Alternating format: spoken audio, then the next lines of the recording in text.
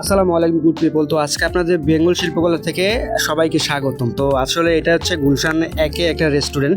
So এটার ভিতরে ঢোকার মুহূর্তেই সাইডে একটা লাইব্রেরি আছে, লাইব্রেরি দেখানোর পরে দেখানো শেষ করে চায়ের কিছুক্ষণ আসলাম। তো রেস্টুরেন্টের ভিউটা জাস্ট খালি একবার দেখুন কতটা সুন্দর, এবং এখানে ছোটো বড়ো সবাই মিলে একসাথে বসে চা খায়, আড্ডা দেয়। খুব নিরিবিলি একটা স্থান, খুব ভালো লেগেছে, চাই আপনাদের কাছে শেয়ার করা। আর আপনারা খালি ইমেজিং করুন, একটার পর একটা যে কি ভিডিও আসছে এই ভিডিওতে, সেটাই খালি জাস্ট দেখবেন। আর দেখুন কতটা সুন্দর আসলে গুলশানের রেস্টুরেন্টগুলো, তাই না? আসলে একদম পুরো মনে একদম অসাধারণ লেগেছে। এইটা শেষে যখন একদম পুরো এই গুলশান ওয়ানের একদম লাক্সারিয়াল রেস্টুরেন্ট সেটাই আজকে আপনাদের দেখাচ্ছি। এটাই সেই লাক্সারিয়াল রেস্টুরেন্ট। আসলে দেখে মনে হতে পারে এটা কোনো প্যারিসের রেস্টুরেন্ট বা প্যারিসের কোনো বড় বড় বা ইউরোপ দেশের মতন কোনো একটা রেস্টুরেন্ট বা জায়গা, আসলে এমনটা না। বাট এটা হচ্ছে গুলশান ওয়ানে খুব সুন্দর একটা রেস্টুরেন্ট, একদম অসাধারণ, বলতে পারেন নাম্বার ওয়ান রেস্টুরেন্ট গুলশানের ভিতরে। তো এইটার মুহূর্তেও সব কিছু দেখানোর চেষ্টা করলাম যা ছোটো ছোটো করে, এবং আপনাদের কেমন লাগছে অবশ্যই কিন্তু জানাবেন।